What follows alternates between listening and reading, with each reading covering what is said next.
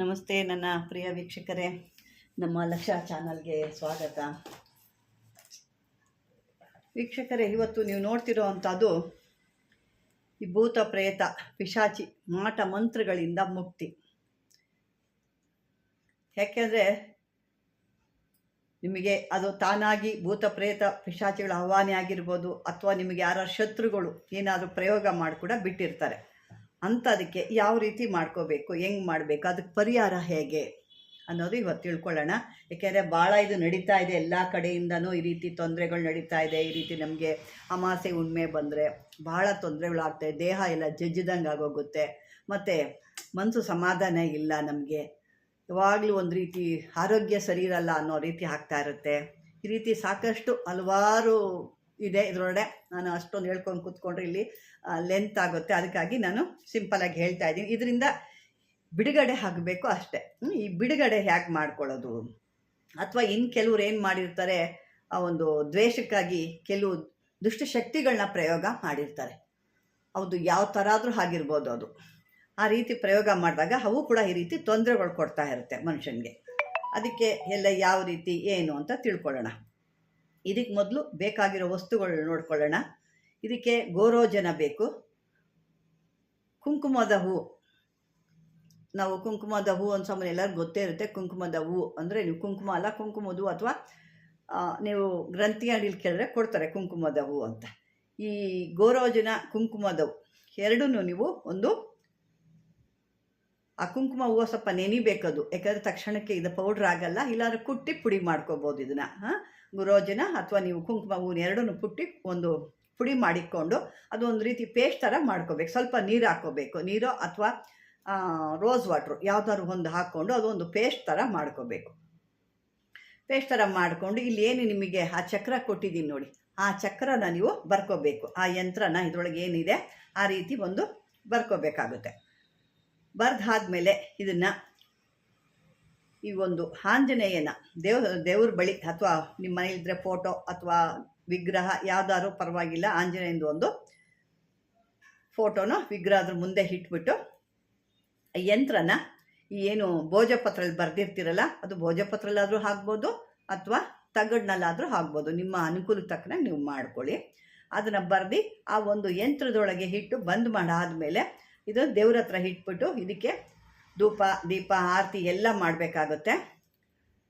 ಎಲ್ಲ ಆಗಿ ಆ ಒಂದು ಹನುಮಂತನ ಬಳಿ ಇಟ್ಟು ಪೂಜೆ ಎಲ್ಲ ಮಾಡಿದ್ಮೇಲೆ ಇದನ್ನು ನೀವು ಇದಕ್ಕೆ ಯಾವುದೇ ರೀತಿ ಮಂತ್ರ ಎಲ್ಲ ಏನೂ ಇಲ್ಲ, ಇದಕ್ಕೆ ಬರೀ ಯಂತ್ರ ಮಾತ್ರ ಬರುತ್ತೆ.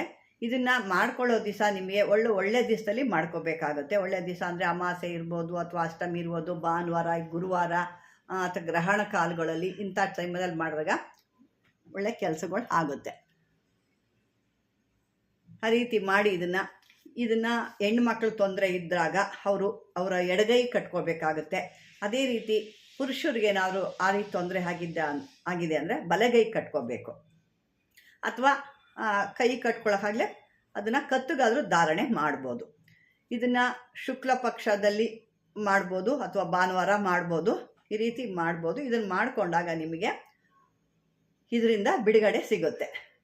ಅಥವಾ ನಿಮಗೆ ಇನ್ನೂ ಬೇರೆ ರೀತಿಯಲ್ಲಿ ತೊಂದರೆ ಮಾಡಿರ್ತಾರೆ, ಅಥವಾ ನಮಗೆ ಇದೆ ಅದು ಅನ್ನೋದಿದ್ದರೆ ಎರಡಕ್ಕೂ ಕೂಡ ಇದು ಕೆಲಸ. ಬೇರೆಯವರು ನಿಮಗೆ ತೊಂದರೆ ಮಾಡಿದರೂ ಆಗುತ್ತೆ, ಅಥವಾ ನಿಮ್ಮಿಂದನೇ ಬಂದಿದೆ ಅದು ಹೊರಗಡೆಯಿಂದ ಅಂದರೂ ಕೂಡ ಇದು ಕೆಲಸ ಮಾಡುತ್ತೆ. ಈ ರೀತಿ ಇದನ್ನು ಧಾರಣೆ ಮಾಡ್ಕೋಬೋದು. ವೀಕ್ಷಕರೇ, ಇಲ್ಲಿ ಒಂದು ನಾನು ವಿಷಯ ಹೇಳೋದಿದೆ. ನಮ್ಮ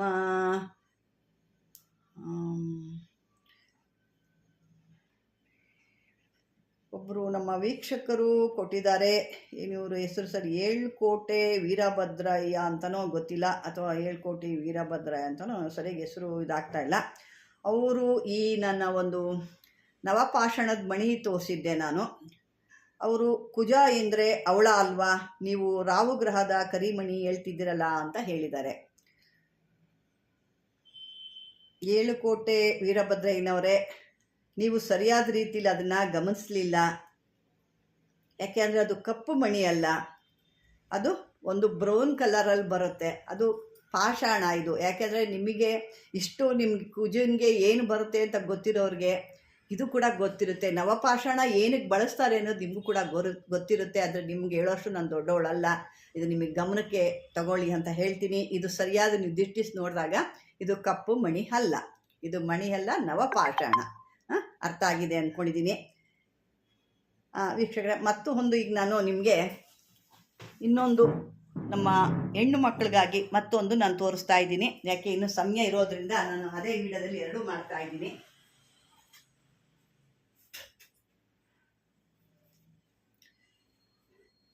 ಇಲ್ಲಿ ಇನ್ನೊಂದು ನಾನು ಇಲ್ಲಿ ನಿಮಗೆ ಕುಂಕುಮನ ತೋರಿಸ್ತಾ ಇದ್ದೀನಿ.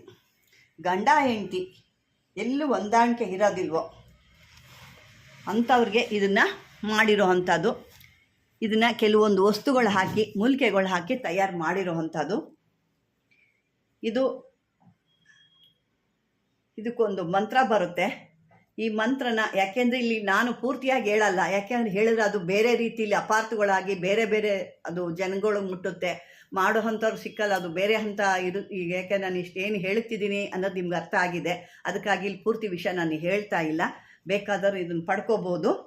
ಇದಕ್ಕೆ ಮಂತ್ರ ಮಾತ್ರ ಇದಕ್ಕೆ ಬೇರೆ ರೀತಿಲಿ ಬರುತ್ತೆ. ಇದನ್ನು ಯಾರು ಗಂಡ ಹೆಂಡತಿ ಹೊಂದಾಣಿಕೆ ಇಲ್ಲ, ಸಂಬಂಧಗಳು ಸರಿಯಾಗಿಲ್ಲ, ಯಾರಲ್ಲಿ ವಿಶ್ವಾಸಗಳಿಲ್ಲ, ಅಥವಾ ಗಂಡ ಯಾವುದೋ ಒಂದು ತಪ್ಪುದಾರಿ ನಡೀತಿದ್ದಾನೆ, ಅಥವಾ ಹೆಣ್ಣು ಕೂಡ ಒಂದು ತಪ್ಪುದಾರಿ ನಡೀತಿದ್ದಾಳೆ, ಅವ್ರನ್ನ ಯಾವ ರೀತಿ ಸರಿ ಮಾಡ್ಕೊಳ್ಳೋದು ಅಂತ ಅಂದಾಗ ಈ ಒಂದು ಕುಂಕುಮನ, ಅಂದರೆ ಮೂಲಿಕೆಗಳಿಂದ ತಯಾರಾದಂಥ ಒಂದು ಕುಂಕುಮ ಇದು.